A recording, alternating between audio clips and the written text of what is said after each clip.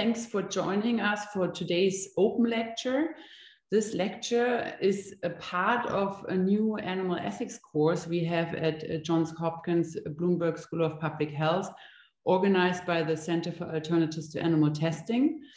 And I'm very pleased to have a good friend and colleague of mine here today with us.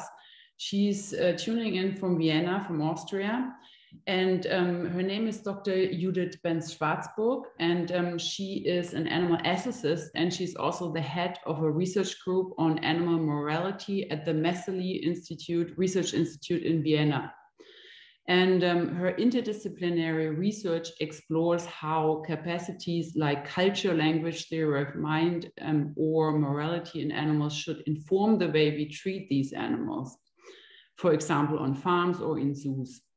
And she is also interested in the representation of animals, for example, in picture books and in the entertainment shows.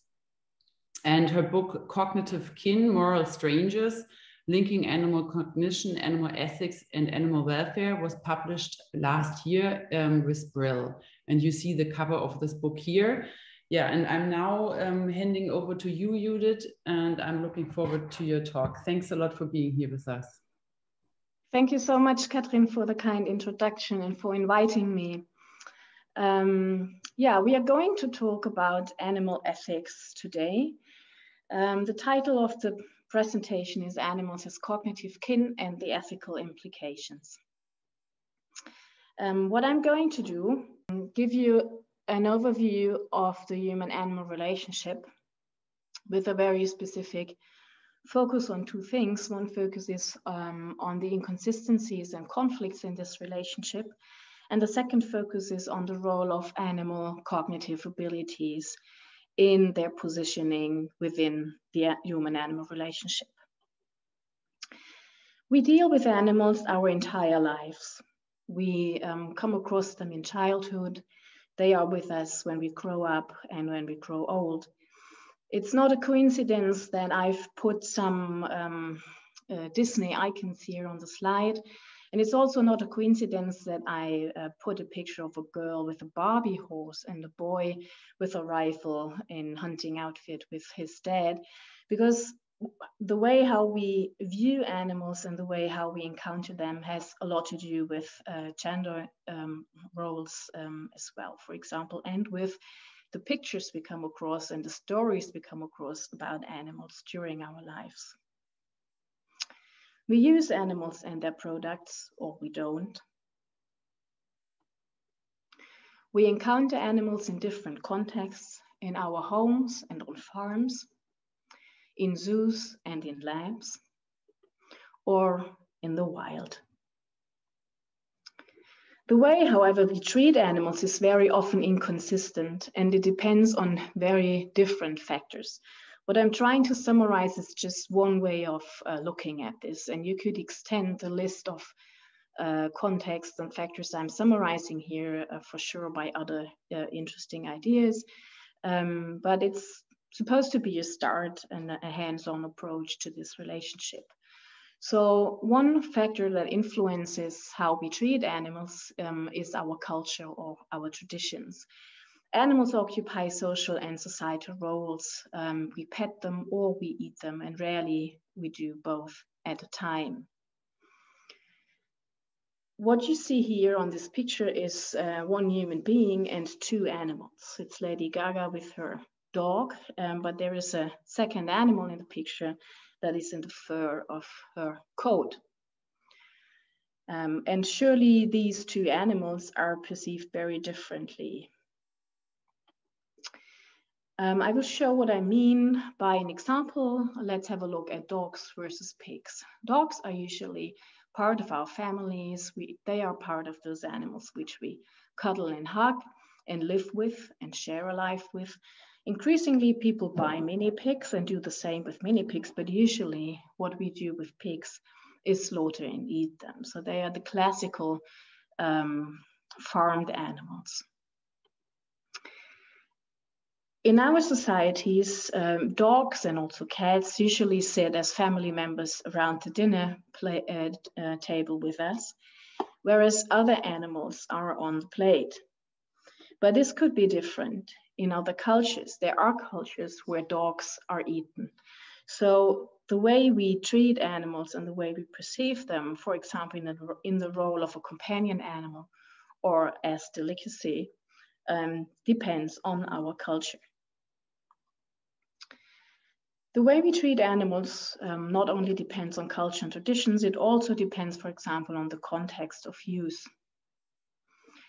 I will give you an example of two different contexts and roughly one species. What you see here on the pictures are all great apes. In the first picture, you see mountain gorillas in the Virunga National Park, an area where some of the last remaining 650 individuals of this subspecies live. On the other pictures, you see also great apes. Below, there's Ham the astrochimp, the first chimp who survived 6 minutes in space, and also the landing in 1961. So he was used in NASA experiments. And on the third picture, you can see a chimpanzee, one of about 40 chimpanzees living at an entertainment park in southern Germany, where until 2017, so not so long ago, you could watch Europe's last chimpanzee show. So in one picture, you have these highly charismatic individuals that are protected in conservation night and day. You have literally rangers standing there protecting these animals as long as they can, as long as the political situation allows for it. In the other pictures, you have the individuals being used and also killed in experiments or used as entertainment attractions for human entertainment. And this seems to be quite a different perception of the value of these animals. The way we treat animals also depends on our ethical awareness or the level of our information. So we could phrase the question of animal ethics, the basic main question we are dealing with, as what are we allowed to do to animals, or what should we refrain from? So if we have these couple of goldfish, are we allowed to put them in a blender and turn on the button? This seems a very strange question, but it actually happened in this way. In an exhibition, because there is a piece of an artist called Marco Evaristi. The piece is called Helena. And what happened there is summarized by the following quote. At Trapholt Museum for Modern Art in Denmark, 2 goldfish were killed in a blender on January 2000 during the opening of an exhibition. The animals were living equipment of an installation in which 11 goldfish were swimming in blenders. Pressing the button, the blenders could be turned on and the goldfish could be chopped up by the visitors. This is what happened, according to Berit Sørensen. It is not surprising that the police is investigating the incident as a violation of animal welfare legislation by the museum. And it was also to be expected that the museum will refuse to remove the installation, because this isn't animal cruelty, it's art. A piece of art revealing a certain propensity towards violence in society. The question is, whose propensity towards violence is being revealed here? The quick answer is the artist's. If he risks cruelty against animals to reveal cruelty to humans, he is in the first place being cynical. But a second answer could be that he is showing us more. This is also about the cynicism of the audience. The installation is not just about the killing of goldfish. It is about doing it publicly. So let's ask the question differently. What are we allowed to do to animals and what should we refrain from?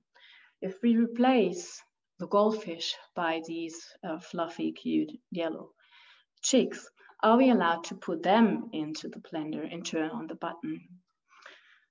This is also not so strange as a question to ask, because this is what happens when we eat eggs and use eggs for our products.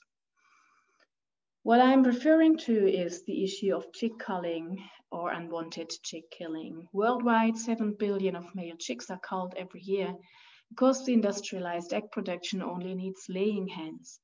Males are redundant, they are sexed and killed shortly after they hatch. One method applied is maceration using a high-speed grinder. This is also the primary method used in the US, as far as I know. In some countries, chicks are now sexed in ovo between day 9 and day 14.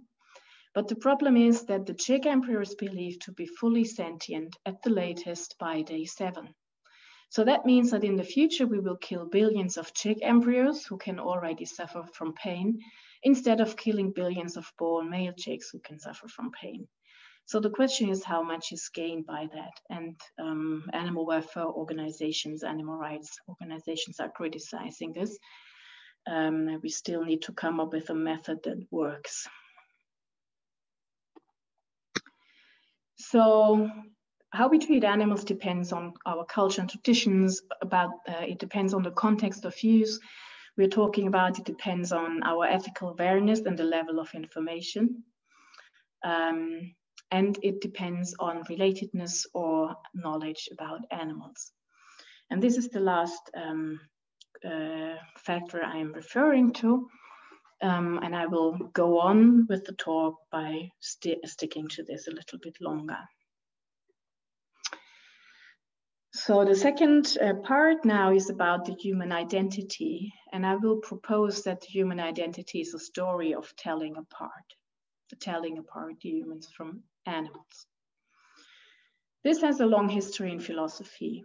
So we have seen philosophers who argue that man is an animal plus rationality and language. So it usually goes along the line of this formula. Human is an animal plus X.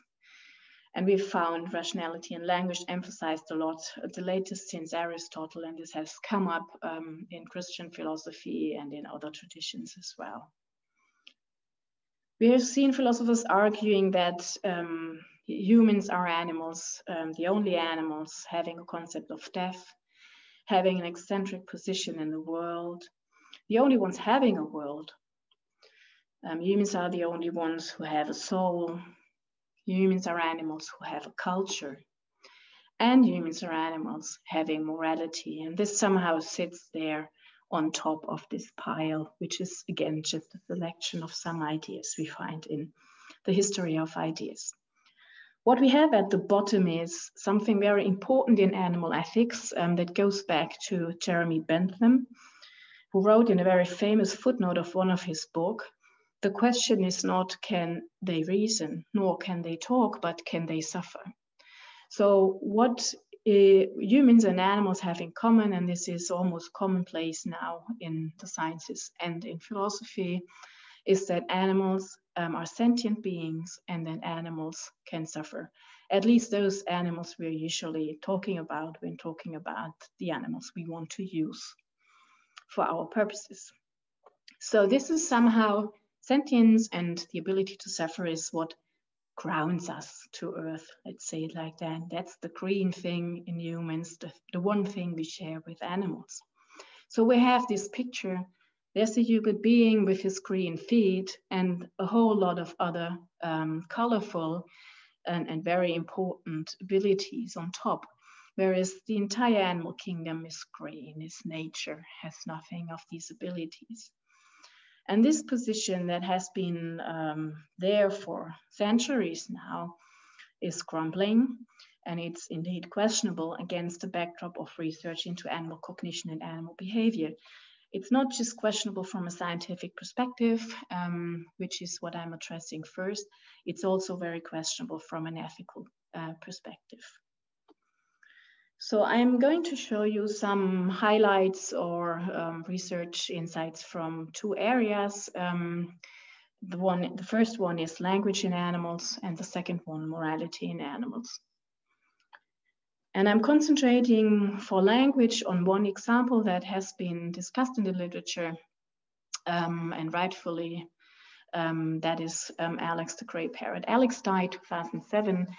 But as long as he lived, he belonged to Irving Pepperberg, a researcher from the US, who has done research with Alex for 3 centuries at different universities. Alex was an African grey, and these parrots have lifelong relationships with partners. They have very complex social lives. Before the Alex studies, researchers have tried to teach parrots language by operant conditioning, but these were usually socially isolated parrots in labs, and these studies remained relatively unsuccessful, probably because feedback from conspecifics was lacking in the methodology of the training. And Irene Pepperberg came up with a very suitable method to teach her parrots.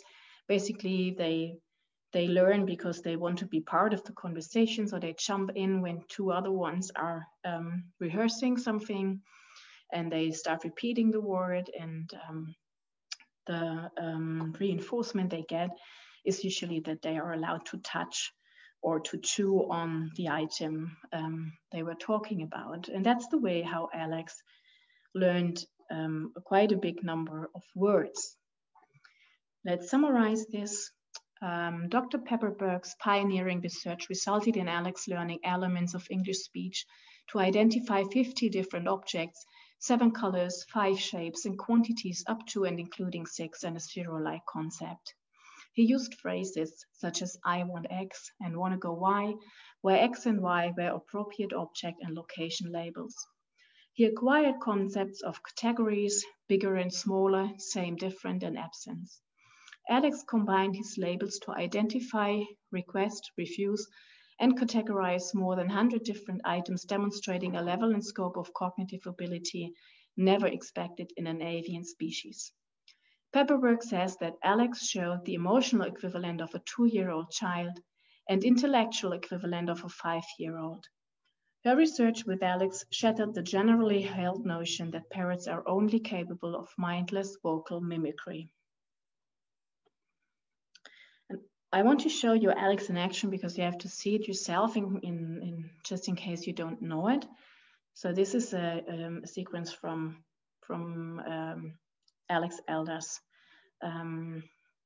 show, and let's start.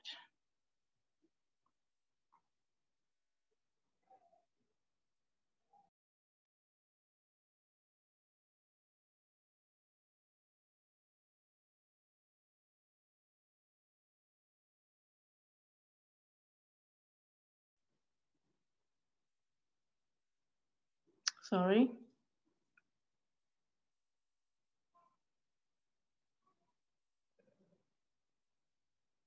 What, can Alex do any new things since we saw him last? We're going to do a couple of new things. I'm going to start with some old things just to warm him up a little bit. Okay. So these are 2 objects, and we pulled them out of the tray. And the neat thing about this is if he didn't really understand what we were all talking about, he wouldn't be able to answer the several series of questions that I'm going to ask him. He would just have a single response to these things. So can you tell me what's here? What toy? Can you say better? Say better. That's right. Can you tell me how many? How many? Come on, can you tell me how many? 2. Very good.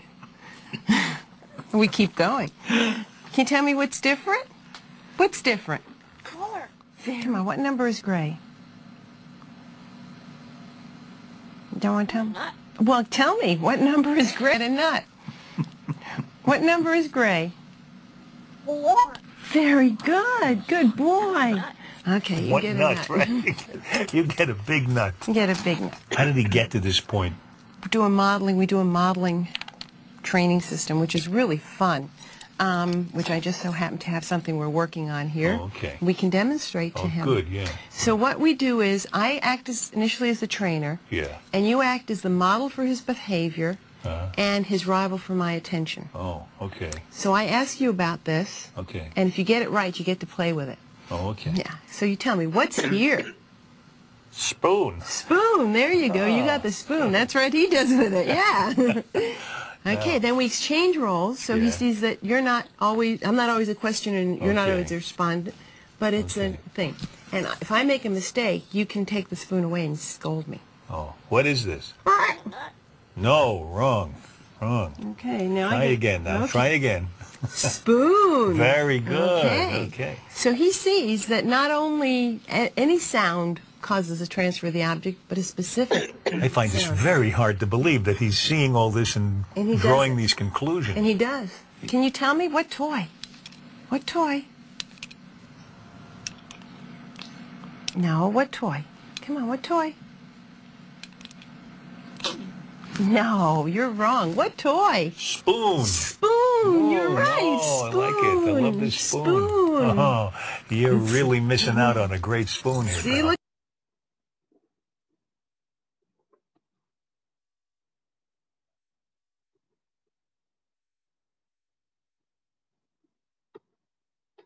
Okay, so let's summarize in a systematic way. Alex could tell which toy falls within a specific category. If you showed him a red key in a yellow wooden cube and asked him what toy red, his answer was key. So that means that his concept has sort of an indication function. But Alex could also classify objects with respect to different categories. When showing him a yellow wooden cube and asking him two different questions, for example, what color, he would answer yellow, and what matter, he would answer wood. So his concept has sort of a classification function. And what was quite special with Alex is that he could also classify objects as same or different with regard to different categories. If you ask him with regard to a yellow key and a yellow wooden cube, what's same, his answer was color. If you ask him what's different, his answer was matter. So his concepts have sort of a comparison function. And he would answer these questions even if he hadn't seen the color before. Alex answered correct in over 80% of the cases when asked 3 different questions on the same visible item. If he didn't understand, he would have given the same answer in all the 3 cases or answered by chance because the situation was the same. The only difference was the stimulus coming from the question. That means he could modify his reaction according to the new stimuli coming from the questions, while the visual stimulus remained the same. And this has been termed a modification, ability for modification and stimulus independence. Alex's concepts were furthermore organized in small networks, and this is something philosophers have asked for when we are calling something concept. So his concepts were organized in small networks, including main categories like color, for example, and entrances of subcategories like red, yellow, and green. This means that Alex met moderate philosophical criteria for having concepts. Now, this is just one part of language possession, but it is an important part, and it's an example for what we are looking at when doing research with animals in this field. The second field I'm going to introduce to you shortly is the question of morality in animals. I will start with some anecdotes because we've had anecdotes for a long time now on this issue. And I will give you 2 examples on tolerance or helping behavior with regard to vulnerable others. The first example is a chimpanzee called Knuckles. He's an adult male. He lives at the Center for Great Apes in Florida, and he's severely handicapped. He has problems with motor and muscle control, a weakness on the left eye, on the left side, and lazy eye, and so on. So he really had problems when coming to the center, and still has. Still, he's included in play and grooming. He's integrated into the group. And the question scientists and philosophers were asking when discussing this example was, do the others care because of empathy? Because they obviously care for him. The second example is a bonobo called Kuni. Kuni lives in a zoo, and I think in a British zoo, and Frans de Waal, who is one of the leading primatologists in the field, tells the story in one of his books that Kuni witnessed a bird hitting the screen of his enclosure, the glass screen. And the bird tumbled down, and Cooney went over, and he was sitting down investigating the bird, also shielding him from the other ones who were coming in. So he was sort of, she was, I think it was a female, protecting the bird. And she was obviously trying to lift it up and throw it a little bit into the air, because she obviously seemed to know that this is supposed, the bird is supposed to fly. When all of this didn't work, she climbed to the highest tree in her enclosure, up to the top, and she carefully spread both wings of the bird with her hands, and then she tossed it into the air.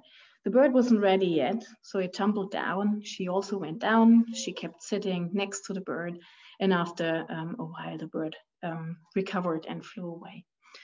De Waal writes, the way Cooney handled this bird was unlike anything she would have done to aid another ape.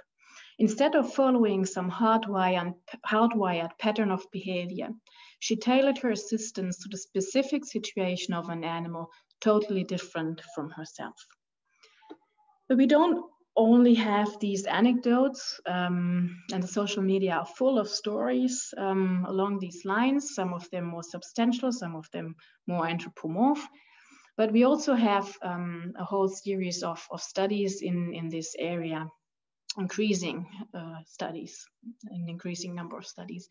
And I will give you some example for empathy in rats, for altruistic helping in chimps versus children, and for inequity aversion. But other interesting topics when it comes to normative behavior and possibly moral behavior are issues like fairness and a basic sense of justice in animals, cooperation and how it works, pro-social choice, conflict control, third-party intervention, tolerance, sanctioning, care behavior, consolation and reconciliation, grief, and a whole lot of other issues. So let's have a short look at empathy in rats. In this study from 2011 already, there was a rat trapped in a plastic tube, transparent plastic tube, in an arena, and the researchers allowed other rats to enter the arena. And the thing was that once the rats learned how to open the restrainer, they did so. They opened the restrainer, they freed the conspecific, and they did so fast and intentional. That was the specific thing the researchers looked at. They had a range of control conditions in the study, and we have follow-up studies controlling for some of the factors that were not yet addressed in the study. It seems that the rats don't open if the tube is empty or if it contains a toy rat. So it seems important that it's a real conspecific. They free the other rat even if they are prevented from interacting with her or when the rat is released in a separate room. So they didn't just want to play with the other rat. They freed her even if they couldn't play with her. And if there was a second tube containing chocolate, they free both the rat and share the chocolate. The researchers conclude rats behave pro-socially in response to a conspecific's distress, providing strong evidence for biological roots of empathetically motivated helping behavior. A second interesting study in this area of morality, in this case, maybe pointing towards the basic understanding of fairness, is inequity aversion. So this one of the first studies in this field was with dogs. Those two dogs were from Vienna, Guinness and Todor. They unfortunately died in the meantime. Guinness is the border collie, Todor the little one. And Guinness is ready to give her paw a specific number of times without getting any reward.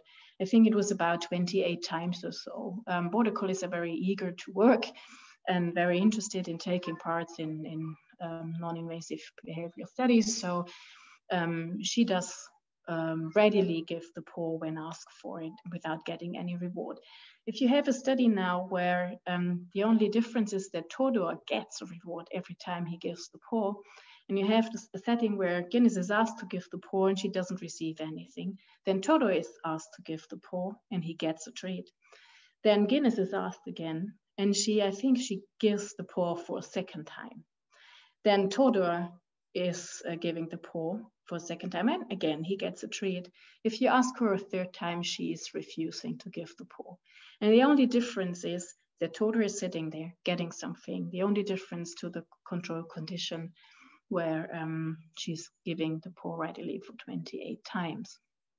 This is just one example of a study that I think will possibly be discussed more also in the upcoming years, or the type of study we'll discuss more and inspire follow-up studies.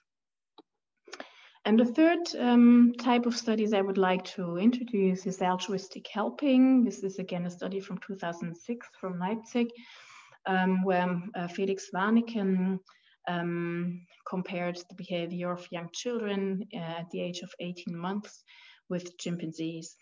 And what happens here is that we're looking for something biologists call altruistic helping, which means it's a behavior to help others without any immediate personal gain. Sometimes even if the helping of the other is harmful to oneself, and also if the other is a stranger. And this occurs in children at about 18 months of age, and it similarly does so, even though not as robust in chimpanzees. And I would like to show you two sequences. The first one is with children, and what you see is the following.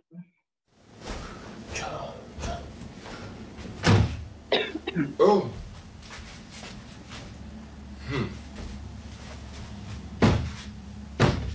Oh.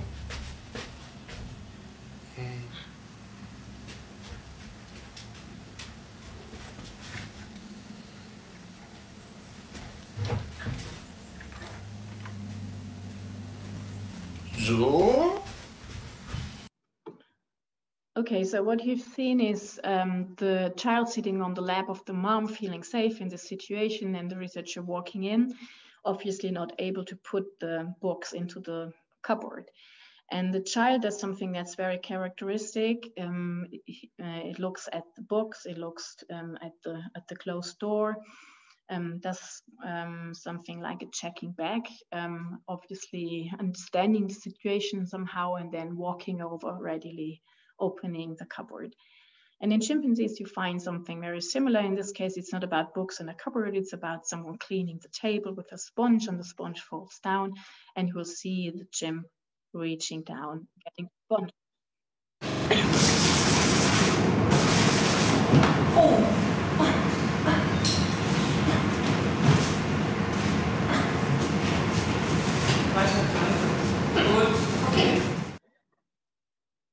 So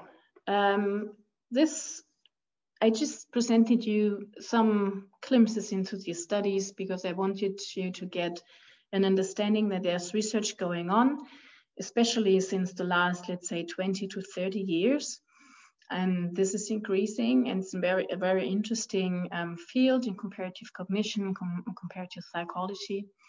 And we now have a body of studies that should get us started on thinking about the implications.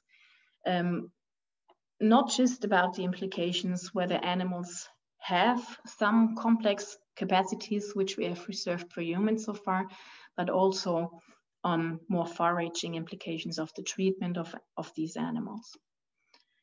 Let's dive into ethics a little bit, and I'm going to give you just some basics because the talk was prepared for students with a veterinary medicine background, as far as I know, or medicine background. This is how I make sense of ethics, or how I understand ethics. Ethics is a philosophical subdiscipline. It deals with morals. That's the relation between ethics as a discipline and morals as the subject of ethics. Ethics conceptualizes, investigates, and scrutinizes normative claims, and normative claims are imperatives. Such claims say what we ought to do. So ethics is concerned with how to argue in favor or against this ought. Ethics as a discipline was introduced by Aristotle, who built on ideas put forward by Socrates, Plato, and the Sophists. And it means the scientific investigation of moral questions.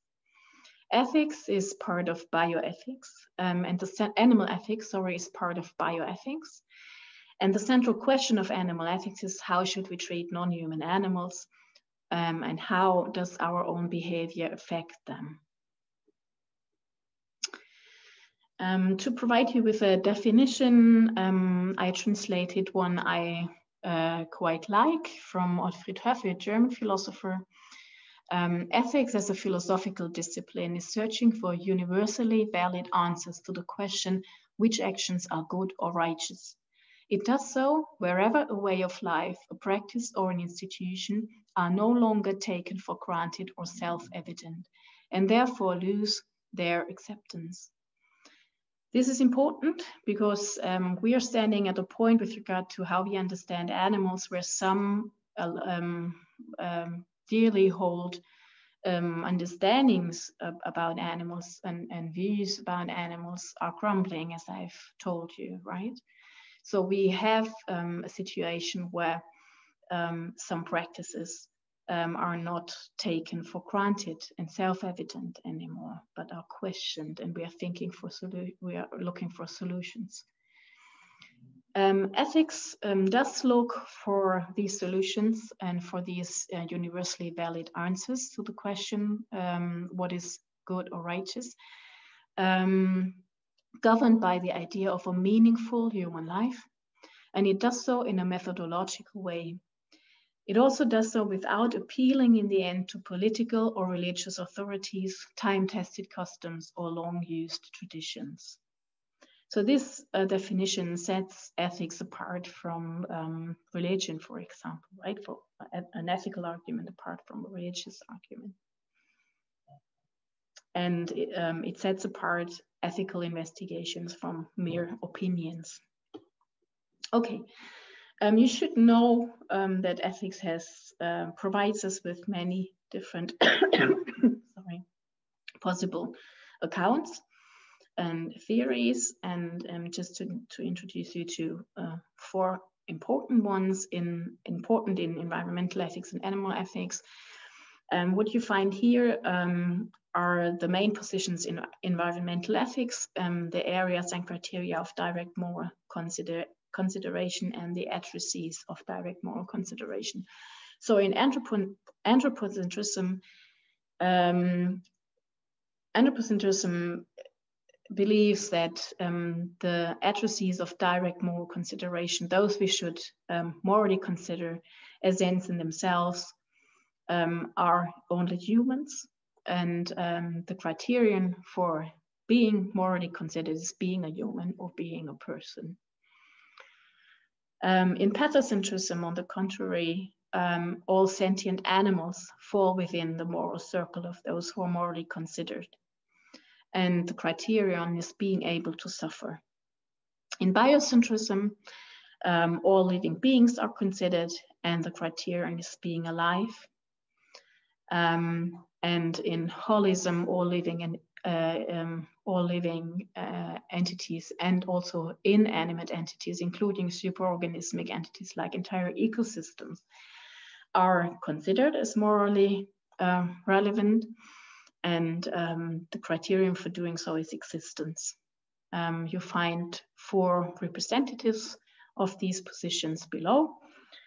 Very often what we find today in the literature is it's not so easy to say this philosopher is a clear following pathocentrism or biocentrism, but very often researchers follow one main position roughly and maybe argue with help of arguments from other areas as well.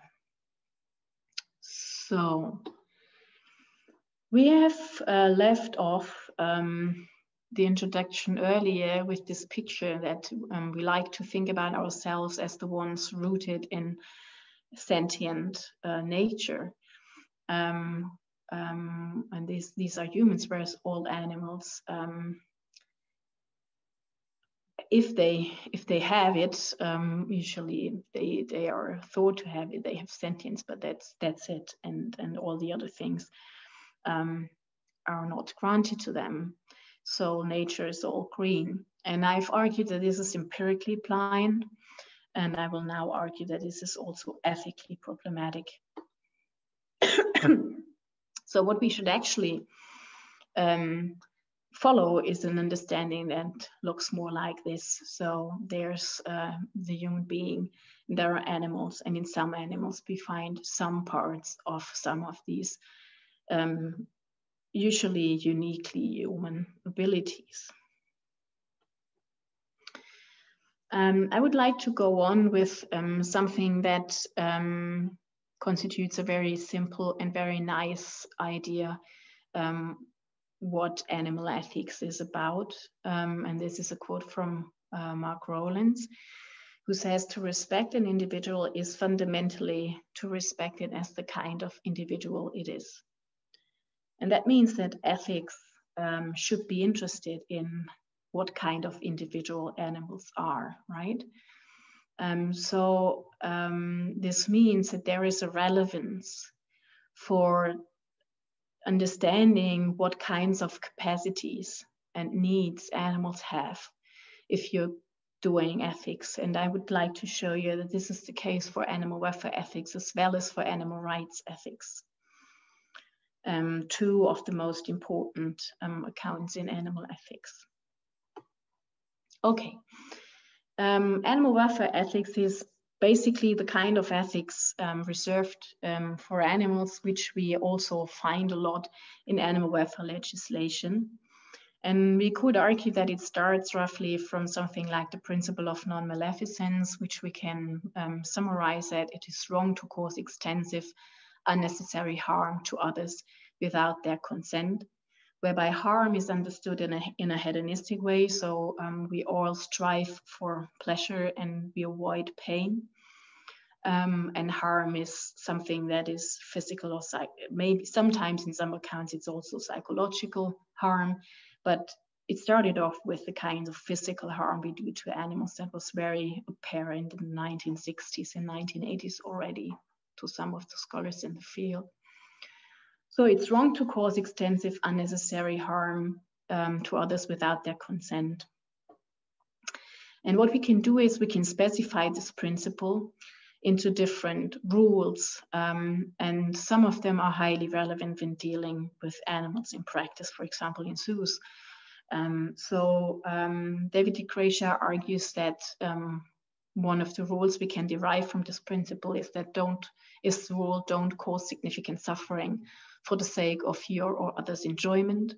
That questions any entertainment shows with animals, for example, or the rule provide for the basic physical and psychological needs of the zoo animal and ensure that she has a comparably good life to what she would likely have if in the wild. This is something applying to zoo animals, but it applies also to lab animals, to any captive animals. So it's very obvious that here, from a basic principle of avoiding harm, we can arrive at very hands-on rules when dealing with animals. And in the welfare argument, and this includes animal welfare science arguments, I think the core of the argument goes as follows. So animals have complex socio-cognitive abilities, something I've tried to show you by means of pointing you to latest research. And this leads to these complex socio-cognitive abilities cause complex ethological needs in animals, like exploratory behavior, meaningful social interaction, and so on. Suffering occurs if these needs are ignored. Animals start to stereotype, for example, and well-being is promoted if these needs are met. So this is the classical welfare argumentation. And this leads us in practice to for example, artificial termite mounds in zoos. And the background for this, again, is that we understand that a species like chimpanzees have something like a culture, like a tool culture. And that's why we provide them with a substitute, or try to provide them with a substitute for that. So there's a link between understanding the complex abilities of these animals and the way we have to treat them to avoid bad welfare in a welfare ethical account. There are limitations of welfare accounts for sure, and you might have these ideas in your own heads already. So we could ask, for example, how big and how enriched does the cage have to be for an animal with complex social and cognitive needs? Can it ever be big and enriched enough? What if good welfare isn't enough? Would we exhibit a human being of a rare tribe going extinct in a zoo, even if we could guarantee a very nice cage, right? We have done so for a while. So zoos have a history of exhibiting humans as well. But we don't do that anymore out of moral reasons. Humans have inalienable rights. Whether you are allowed to kill me without my consent is not a question of doing it as painlessly as possible. It's a violation of my right to life. So there is an alternative to animal rights, or something we could, let's say, add on. And that's animal rights ethics. And animal rights ethicists are asking, should at least some animals have some inalienable rights? Or are some animals better understood as persons in this sense, also in legislation? These kinds of animal rights are sometimes even understood as similar to human rights or human personhood. With regards to the kinds of central rights we're talking about. So we are talking about a right to life, a right to liberty, and a right not to be tortured. Those are among the most important human rights. And also the structure and the content of the argument is similar to a human rights argumentation or a personal argumentation. I won't go into detail with that, but what we have here is two descriptive premises: that humans have complex socio-cognitive abilities, and that some animals have some of these abilities as well. So premise 1 and 3. And in between, we have a normative premise. And the normative premise says that these abilities, these complex socio-cognitive abilities, are considered morally relevant qualities. Whereas human is a biological category, person is a philosophical category involving rights. So you can question this premise, or you can question all of these premises, including the normative one. But what is quite valid, I think, is that we have two descriptive premises and a normative premise, which means that we can draw a normative conclusion. And the normative conclusion of these philosophies is, therefore, animals should also hold some basic inalienable rights, like a right to life, a right not to be tortured, and the right to liberty. So this is what we find in any account, not just for great apes, but also for a range of other species, asking for personhood and personhood right in some animals. So we've seen this for great apes and for whales and dolphins, but as the qualities, the personal qualities we're talking about, are not restricted to these animals, and we increasingly find complex socio-cognitive abilities in other species. The argument actually is one that is a door opener to consider other species as well, or it should be from its logical structure. So I'm going to lead over to the last point I want to make, and that is pushing you a little bit further towards the idea that we might need more than an animal welfare ethics when it comes to animals. And I want to do this by asking you for your intuitions. So what do you think? Is there such thing as harm beyond welfare? Can we do wrong to animals, even if welfare-wise they might be just fine? This is a question veterinarians and scientists often do not think about so often, because in their work, the welfare problematic is so dominant that other problems are usually pushed to the back. And it's my attempt to try to put this a little bit to the foreground. So if you look at this picture, you see a dog. And I don't know what your intuition is, but I can let you know about mine. I mean, I somehow don't want to see dogs like that. I find it problematic. And I find it problematic even if the owner tells me, oh, my dog is totally fine with that. My dog knows these kinds of dog grooming championships where I take him to.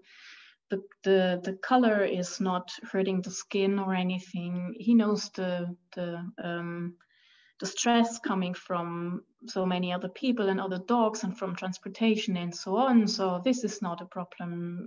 She's used to it. And still, maybe I find something troublesome when seeing a dog with nail polish or a dog dressed up as as a bunch of flowers, or a dog dressed up as a Barbie horse, as a tiger, or Yoda, or whatever else you can find in this business. And this is just one example, right?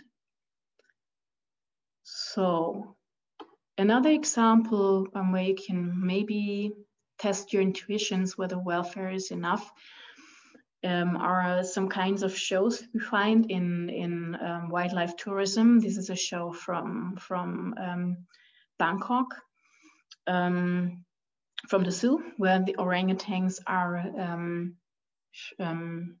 staged in a kickboxing show, fighting each other. And this is also full of jokes, also full of dirty jokes, like the orangutans pulling down their trousers, kissing each other, or being forced to kiss each other on stage. And this is all trained, so they probably don't really hurt each other. How training happens is questionable. Housing is also questionable from a welfare perspective. But imagine this is a zoo where the animals are housed according to best practice standards, and training is only positive reinforcement, right? Let's imagine that for a moment. And imagine that the animals are used to the music and to the noise of people and everything else that comes as a stressor in these situations. Do you want to see orangutans kickboxing each other, being dressed in bikinis as ring girls, and so on?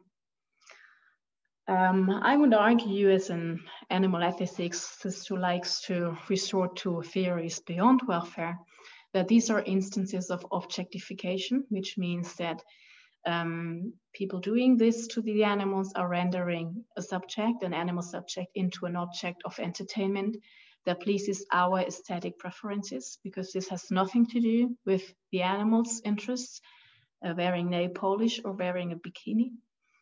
And I would argue that to ridicule someone or violating her dignity is morally wrong, no matter whether the subject herself understands it or not, no matter whether she feels fine. If animals shall not only have instrumental value for our means, but are to be treated as ends in themselves, we need vocabulary beyond welfare. Yes, so this is what I wanted to tell you, and how I wanted to try to inspire a discussion. I think we still have some time to do so, and I thank you very much for your attention.